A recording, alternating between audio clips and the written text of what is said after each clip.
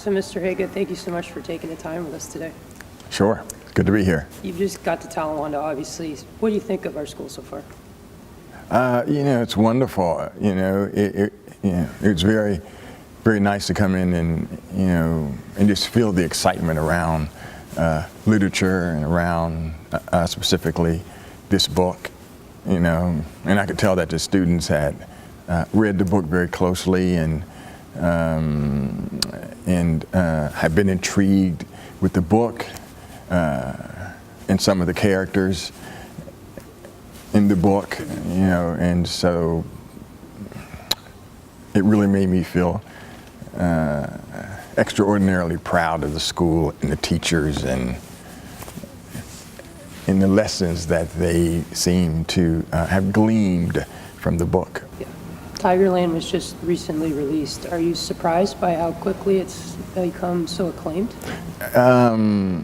What's interesting, when the book first came out, I had like 8 cities set up on my book tour, but then sports and social activism and race and with the NFL controversy of kneeling for social justice, all of that just exploded in the news, and I ended up getting like 35 more speaking engagements, and so I've been traveling all around the country, talking to colleges and high schools and junior high schools and civic groups. Actually, after I leave Oxford, I go back to Washington, D.C., and then I go to Iowa to talk about the book, and then I'm going down to Florida to talk about the book. And so it really has been an opportune time to talk about some of these really important issues in this country and about what these young men achieved back in 1968, 1969. I know you talked about it a little bit in your talk, but just for the rest of the student body, describe the research you did in terms of finding the nitty-gritty details in some of the games and just getting all the information from the different people involved. How did you do that? Yeah, as a historian, that's the fun part for me, to go around and find people to talk to. The subject matters of some of my previous books, they've been figures like Sammy Davis Jr. And Adam Clayton Powell and Thurgood Marshall, the Supreme Court Justice, and Sugar Ray Robinson, who's the prize fighter, who's a boxer back in the 1940s and 1950s. They had all passed away by the time I started working on books about their lives.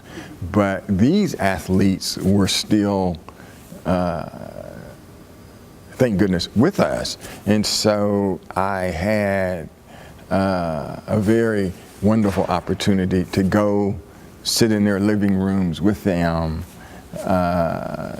to talk about, that school year, how difficult it was, how joyful it felt to win 2 state championships. Three of the athletes played on both teams, and so what a tribute to them, to be a member of 2 state championship teams, and so it took 4.5 years of research and traveling and writing, but it was fun, and you hope that nice things happen, like maybe you'll find somebody and they'll have a scrapbook from that year.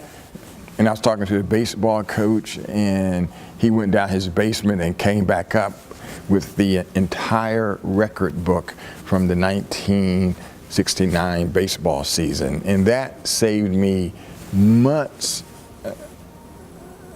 of library research. That was just astonishing that he had kept it as if he was waiting on somebody to come knock on their door 50 years later, and there I was. Yeah, that's cool.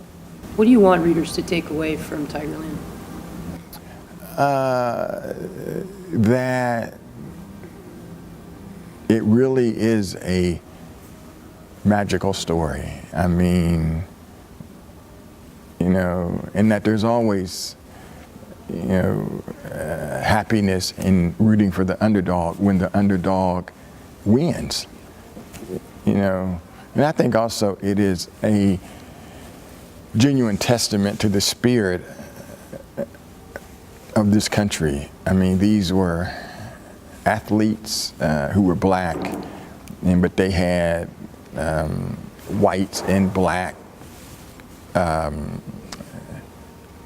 boosters who were supporters, who rooted for them in a very hard time in this country's history. They helped with the healing in that city, and I think it's a wonderful lesson for us all. During my travels around the country, I've been very touched with how many high school students would tell me that they have connected specifically with Roy Hickman or Larry Walker or Ed Ratliff or Kenny Mizell. For whatever reason, there's something in their lives that sort of point them to something in that athlete's life that gives them a little extra oomph in their day. And whenever I tell the athletes these stories about, which state I've recently been to, or which city I've recently been to, and which students in certain high schools have specifically mentioned them, they get the widest smile on their face. Just like it's hard to believe for them that what they accomplished 50 years ago still has impact. A lot of people in the school are studying your work for your writer's craft and analyzing that, and including me too. So would you be able to describe personally your own writer's craft? Yeah, my writer's craft, I think, tends to lean toward the lyrical.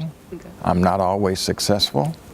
I want people, to read a story of mine, if they didn't know it was written by me, and I'd like them to say, that sounds like a Wil Haygood story. It's a writing style that I worked on for years and years and years. And I think for the most part, my writing style doesn't come,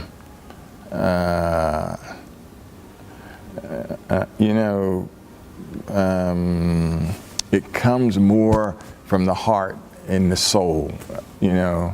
I think, the feeling inside of me as a human being is what led me to find in this White House butler who was living in Washington, D.C., had worked for 8 presidents, and nobody had, even thought to go out and find him and to tell his story. And that story had been there for many, many, many years, but it was, I think, just the way I'm wired, and that points me to tell certain kind of stories. And I think that's the same reason that I wanted to tell this story in this book, Tigerland.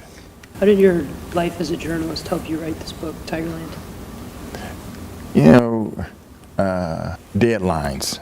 I'm used to deadlines. I'll run into somebody, who I met at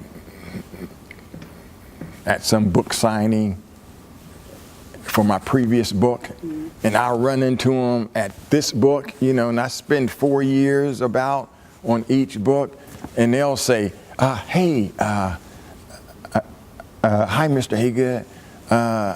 I'm still working on that book that I told you about last time. And my thinking is, you know, well, like, you know, get with it, you know, golly, you know, here I'm like on my 8th book now, you know, stop talking about it and just do it. So I think in newspapers, you have deadlines. You can't be covering a flood and then call into your editor and say, oh, I'm having a bad day. The prose is just not flowing. No, that doesn't work on a newspaper. You got to get the story in. And so that focus on deadlines has helped me with my books. That is the number one crucial thing. Writer's block doesn't exist for me. You know, it's a crazy concept. Nope, I can't afford to have writer's block. I'm on a deadline.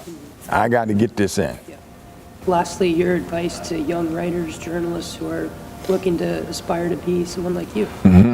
You know, it helps, I think, it helps to travel. You know, that's been very important in my life. And one of the things that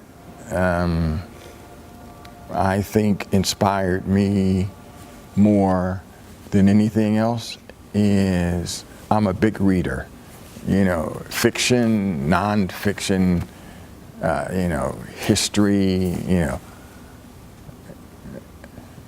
know, books written about the 19th century and the 20th century. You know, I read in the writers whose work I admire, you know, good writers, you know, and a lot of writers who have transitioned into books started in journalism. Hemingway was a journalist, James Baldwin was a journalist, you know, and so, you know, if I look at their work and then I'll see in the back of the book it says such and such, you know, Hemingway was a journalist on the Kansas City Star newspaper for years, and, you know, wow, I remember I applied to the Kansas City Star. I tried to get an entry-level job because of Hemingway. I didn't get the job at the Kansas City Star, and whenever I run into an editor at the Kansas City Star, I like to remind them of that. But life has worked out okay. Yeah, I'm sure.